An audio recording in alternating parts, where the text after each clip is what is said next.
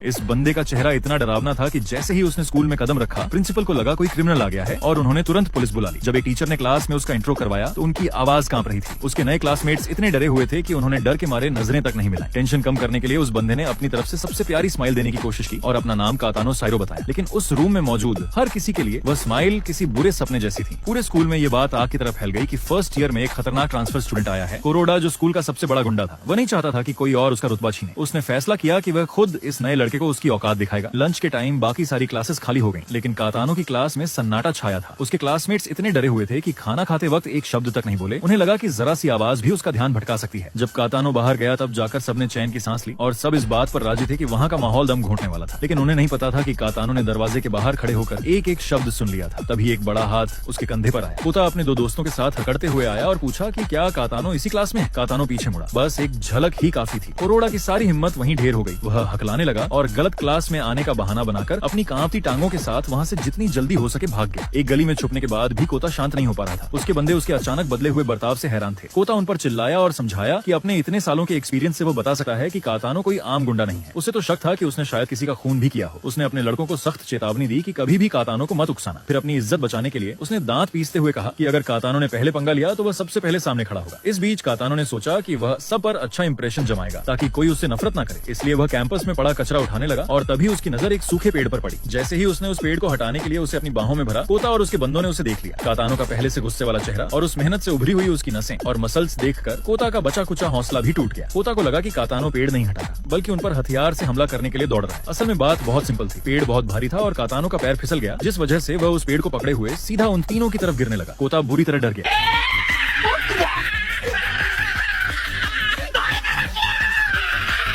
टक्कर के बाद कातानो को लगा कि अब उसकी पिटाई होगी, लेकिन इसके बदले उसे कोरोडा के रोने और माफी मांगने की आवाजें सुनाई दी। इस तरह कातानो बिना कुछ किए बिझोरा हाई का डॉन बन गया। उसके क्लासमेट्स अब उससे पहले से ज्यादा डरने लगे थे। टीचर्स क्लास में उसकी तरफ देखते तक नहीं थे, जबकि असल में कातानो बस शांति से बैठकर नोट्स लिख रहा होता था। उसी वक्त जब कोता इस बात से खुश था कि वह खतरे से बच गया, वहाँ एक सुनहरे बालों वाला लड़का आया। उसे स्कूल के पहले दिन टीचर को पीटने की वजह से सस्पेंड कर दिया गया था। अब जब वह वापस आया था तो वह स्कूल के टॉप गुंडे से भिड़ने के लिए तैयार था। कोता पहले से ही फ्रस्ट्रेटेड था और अपना गुस्सा किसी पर निकालना चाहता था। उसने अपनी टीम बुलाई और सबने मिलकर हमला किया, लेकिन यूजी ने उन सबको एक एक करके जमीन पर लेटा दिया। वह खुद को नया डॉन अनाउंस करने ही वाला था कि किसी ने उसे बताया कि असली डॉन तो कातानो है। यूजी ने तुरंत उससे मिलने का फैसला किया। वह पूरी अकड़ के साथ कातानो की क्लास में घुसा और उसकी सीट पर बैठ गया। पूरी क्लास की सांसें अटक गईं। फिर कातानो अंदर आया। उसने देखा कि उसकी सीट पर कोई बैठा है और वह सोच ही रहा था कि कुछ कहे या नहीं। जैसे ही यूजी ने ऊपर देखा और उनकी नजरें मिली, यूजी वहीं जम